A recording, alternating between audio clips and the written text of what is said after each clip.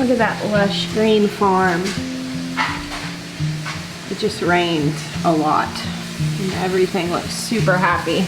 I'm actually getting ready to go outside, but it's been raining all afternoon. Oh man, it just started again. I'm putting some dinner in the oven. It's like 5:45 or so in the evening, and I kind of was caught up in what I was doing and completely lost track of time. So I was going to do something different for dinner, but I don't have time to get it done or else dinner would be really late. So I've got a chicken here. This is like my fast and easy way to cook a chicken. This is one of the chickens that we raise, and all you do is cut the backbone out. This is called spatchcocking. Oven preheated to 400 and melted some butter in this pan and some olive oil, and put this breast side down to brown it. And now I'm just gonna stick the pan in the oven for, should only take about 45 or 50 minutes with the backbone cut out. We do eat a lot of real food here. Obviously we're eating a lot of the food that we grow, but during this time of year when things are really busy, we eat a lot of very, very simple food. So, I mean, chicken roasted like this in the oven, when that comes out, I'll squeeze some lemon juice in the pan, some butter, and the chicken has a lot of like good salt and pepper on the skin before it's browned and baked. And we'll have something like that with a salad for dinner pretty regularly. You know, maybe some raw veggies out of the garden, or like green beans that are just cooked really simple and quick. Things that are roasted, like right now I've got okra and tomatoes, like cooking stuff like that. I would say that is the majority of the food we eat during the summer, is incredibly simply cooked. Really, I mean, it's good, but it's not fancy. Because when you have harvests like this coming in, there's really just not as much time to be cooking super fancy food, because the time in the kitchen is spent putting up all of this. So these are the high tunnel tomatoes, the climbing triple crops, and then a lot of these are the hybrids, Jet Stars. A few of these are not. Some of these came from the other heirloom row.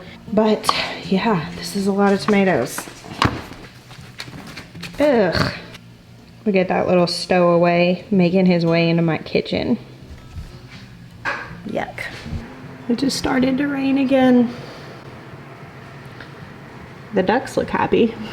Well, since it started raining again, I guess I'll show you all the next part of dinner. I think I'm just gonna roast some okra to go with this chicken. I also do have salad stuff, which we may go ahead and make like a quick salad.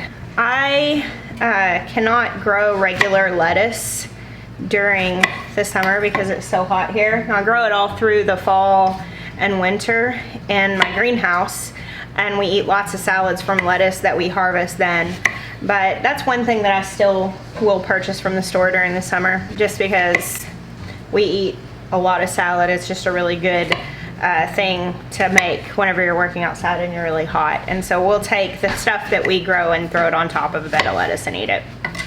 So to roast okra, all I'm doing is taking these pods and cutting the caps off, then slicing them in half, just like this. And I'm putting them on this baking sheet right here. The oven is on 400 for my chicken. Normally if I was just roasting okra, I would probably put it on 425, but 400 will work. And I'm going to put some olive oil on this and salt and pepper and just put it in the oven. Of course, I like fried okra, but I hate frying food. It's not great for you to eat a lot of fried food. So I really don't do that just a whole lot. And when I discovered roasting okra, I didn't really miss the fried okra a bunch, because roasted okra is really, really good. So you just get it prepared like this, put it in the oven until it starts getting soft and kind of dark around the edges in some places. I'll show you when it's done. So Maya actually pulled the dinner out of the oven and served it while I was working, but I wanted to show you guys this roasted okra and kind of what you're looking for here. The pieces are nice and soft. They're browned on the edges, just whatever edge was facing down, and they're really, really tasty. So what do you guys think about the roasted okra? I'm giving it an A++. A++? A+. A+? A. A? 800. 800. What do you think? What do you think, Sweet Maya? I mean, it's no fried okra, but it's better than pre-fried okra. For reference, pre-fried okra is raw okra, which I enjoy eating. Maya's not a fan. You wanna go check it out? Let's go check the rain gauges, guys. What are the rain gauges? Then I'll show you. Hey, look at the butterflies. Hey, Newt. Oh, you found my secret stash of ground cherries. About an inch. It's the next day, obviously. And just came down to the garden to check some things out. It rained last night. I'm surprised it was only an inch. I guess it just wasn't that hard for very long. Check these out. What are those, cucumbers? No, it's some sort of cross-pollinated melon. I'm keeping an eye on it. Can you find an adult one? They're getting really big. Can you find the big guys one? Here, look. See, but they're not ready yet. That's huge. Yeah, these are something that cross-pollinated. There's a bunch of melons in here. Got a few in here that may be getting kind of close. This plant's looking a little bit powdery mildewy, which is not a surprise with all the on again, off again rain. I love when the garden just starts to be really jungly. Especially after we do get rain. There are actually soluble nitrogens in rainwater.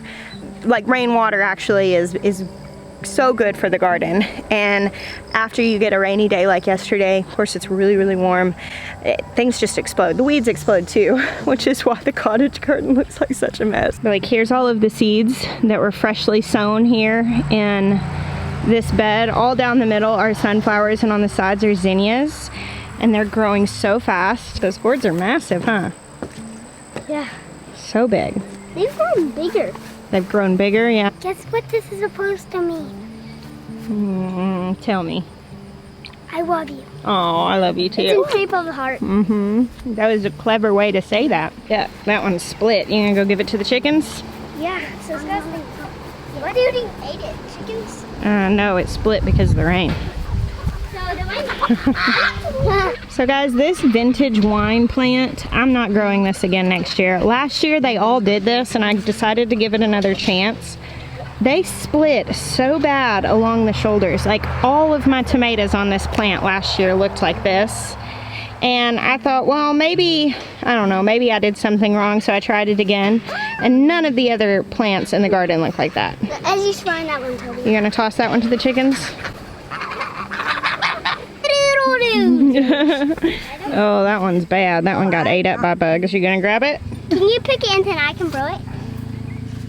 It looks so wonderful. That's gross. Oh, that's disgusting. That's the worst tomato I've ever seen. It smells gross. Starting to get some pretty sickly plants back here. Not surprised. I'm just gonna let it ride for right now. It'll probably be time to start tearing these out fairly soon. Hopefully we can harvest off of them for a couple more weeks though. You don't like tomatoes, but you like salsa? Yes. Yeah. Especially your salsa. Oh, thank you. I'm trying to make me look like a king, but I'm gonna have to cut off this. Like a king? Yeah. Yeah, you could do that. A garden king. So when these tomatoes come out, we will amend the soil by putting an inch or two of organic matter down.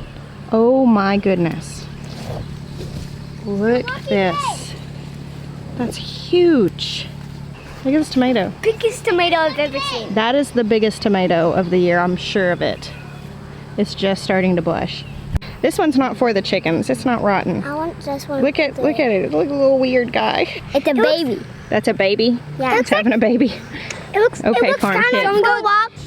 These are really interesting. I think this was an accidental cross because this was supposed to be a Jersey Devil, and some of my Jersey Devils grew normal and some grew with these streaks. So I'm gonna save the seeds of one of these. I didn't do anything to isolate the blossom, so they could have crossed again, but I don't know, kind of interesting.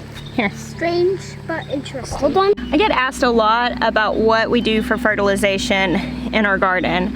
And this, like right now, is the first time I've really explored like outside fertilizers much. Right now Ben Turn and I were talking about amending the beds with like some blood meal and just some different products that you can buy. Prior to this, and this is really just for the sake of learning, like I'm trying different things to see what happens. Prior to this though, what I've always done in my garden is at the end of every season, I add a couple of inches of compost onto where I just tore stuff out. And that means amending all these garden beds with usually like 2 inches is what I'm going for. And basically what that does is it just adds organic matter back to the garden. Because in nature, plants are fertilized and soil is amended with organic matter by branches that fall and logs that rot and leaves that decompose and the, you know, waste of animals and even the bodies of living things that die and pass away and break down. All of those things end up going back into the soil. But when we domesticate a garden space, we take all that stuff out. And when our plants die, we rip them out. We're constantly pulling things away that would normally go back into the soil. And so just making the intentional choice to add organic matter back to the soil keeps everything balanced. So we're not just taking from it, we're also giving back to it. And my stance on like fertilizers and stuff is not that they're bad. I don't think that they're bad. I think that they're good and they can be a good boost for your garden. However, I don't think they can make up for if we are constantly taking from the soil and we're not giving organic matter back to it. My sidekicks went back to the house to take those little weird tomatoes up there. Got little seedlings sprouting up in all of the open spaces. That's super exciting to see. And I'm chowing down on these really ripe cherry tomatoes for breakfast. Check out all the pollinators on this basil.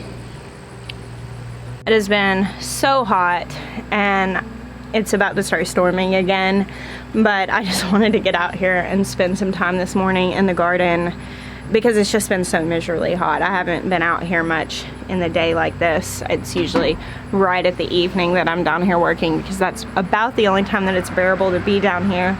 Check out the Jumanji gourd taking over the pavilion. It may be hot and it may be a lot of work, but man, the garden sure is amazing. Even now when it's like wild and really getting out of control and it's really hard to work out here every day because of the heat, I still come down and I look at this stuff and I'm like, wow, this is so cool. I've been thinking a lot about it, finishing up these last details of my book. And I know I have a tendency to really wax poetic about, well, everything, but specifically about the garden. And you know, I'm writing this and I'm just really sharing my heart on it and really encouraging people what a worthy endeavor it is, and encouraging people to learn and get over failures and just all of that stuff, you know, the same message that I'm always sharing with you guys. But it's really cool to me because I still come down here on mornings like this where everything is really lush after a storm. You can feel that another storm is coming in. I can actually see it now. It's gonna start raining here really soon. But I'm down here and I'm looking at like these amazing gourds hanging and just how huge the sunflowers got. Now they're hanging their heads full of seeds and eating these delicious tomatoes. And I mean, even the stuff that's ruined is fascinating. Even the things, just the amount of life that's going on and seeing all the bees and seeing like vines taking over places that they're not supposed to be. And I just feel this like great sense of, wow, it's so cool. I don't know. I love having a place to wax poetic, and I hope that even right now, while it may be slightly overwhelming, I hope your garden is still wooing you. So thank you guys for hanging out with me today. I bless you. Until next time.